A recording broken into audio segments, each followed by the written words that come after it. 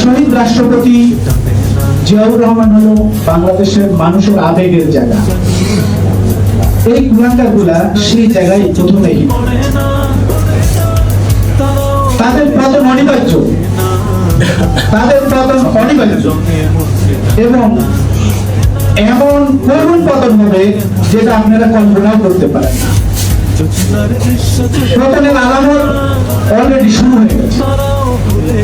পথে ঘাটে মানুষ যেভাবে তাদের বিরুদ্ধে কথা বলতে শুরু করছে, আমার মনে হয় তাদের আর খুব বেশি দিন গণপিটানি খাইতে সময় লাগবে না।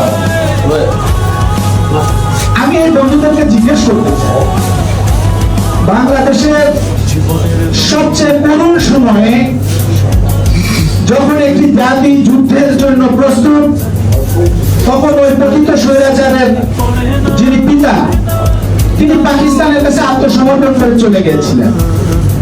সেদিন অখ্যাত মেজর শহীদ রাষ্ট্রপতি জিয়াউর রহমান বাংলাদেশের মানুষকে স্বাধীনতার ঘোষণা দিয়ে আশার আলো দেখিয়েছিলেন এবং তাদের স্বাধীন একটি রাষ্ট্র উপহার দিয়েছিলেন।